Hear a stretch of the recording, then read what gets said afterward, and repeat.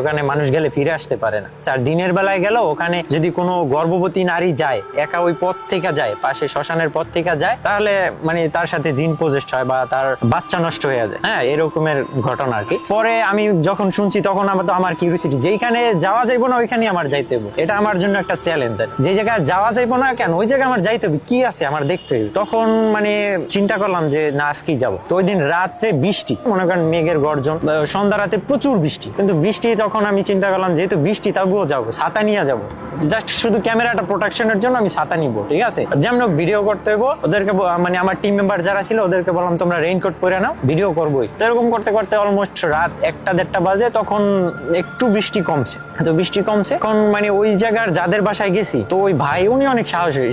পাহাড়ে যারা বসবাস করে তাদের কিন্তু প্রচন্ড সাহস থাকে, ঠিক আছে। তো উনি অনেক সাহসী। হ্যাঁ, তো উনি এমন সাহসী মানুষ যে উনি মানে এক লাশ নিয়ে ওই পাহাড়ের ভিতরে সারা রাইতে একা রয়েছে, এরকম সাহসী মানুষ। তো উনি আমাদেরকে বলতেছে যে তোমরা যে যাবা ভাই, আমার খুব ভয় লাগতেছে, মানে কিছু একটা ঘটে গেলে তখন ভাই তোমরা আমার কাছে আসছো, ঠিক আছে। তখন আমি কি বলবো, আমি বলছি যে ভাই ওখানে যাবো ইনশাল্লাহ, আমি আমার সাধ্য মতো ওখান থেকে ফিরে আসবো, ইনশাল্লাহ কিছু হবে না, আপনি শুধু আমাদেরকে জায়গাটা দেখাই দেন। পাহাড় তো অনেক জঙ্গল, আশেপাশে কোনো বাড়ি ঘর নাই, পাহাড়ের ভিতরে আস্তে আস্তে আমরা গেলাম। তো যাওয়ার পর অলমোস্ট তখন আমরা যখন ওই প্লেসে পৌঁছাইছি রাস্তায়, তখন 2:30টার মতো বাজে। তো আমার টার্গেট, এটা হয়তো অনেকে জানবেন যে জিন, ভূত, প্রেত, আত্মা যে যেটাতেই বিলিভ করে না কেন, এটা কিন্তু হইতেছে যত রাত গভীর হয়, রাত 3টার দিকে ওদের শক্তি তত বৃদ্ধি হয়। রাত 3টা যখন হয়, গভীর রাত হয়, ঠিক আছে, 12টার পর থেকে ওদের শক্তি বৃদ্ধি পেতে থাকে। রাত যত গভীর হয়, শুনশান পরিবেশ যত বৃদ্ধি পায়, তখন ওদের শক্তি বৃদ্ধি পাইতে থাকে।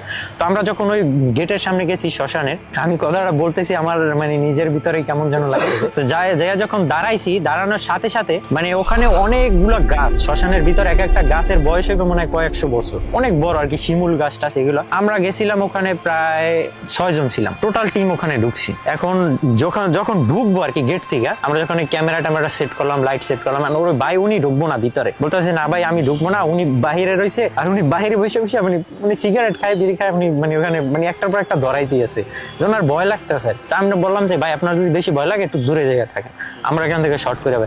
যখন শর্ট করতে ওখানে মানে ইয়ার ভিতরে পা দিব আর কি, শ্মশানের ভিতরে গেট থেকে, তো আমার যে সাথে ছেলেরা ওরাও একটু ঘাবড়াইতেছে, মানে প্লেসটা দেখলেই কেমন যেন লাগে। যেমন আপনারা অনেকে হয়তো জানবেন যে মিস্ট্রিয়াস মানে যে কোনো ভৌতিক জায়গায় গেলে আপনার শরীরের ভিতর কিন্তু একটা অন্যরকম ফিল কাজ করে, যেমন কেমন যেন শরীরে লোম দাঁড়ায় যায়, শরীর ফুলে ওঠে, ভারী ভারী লাগে।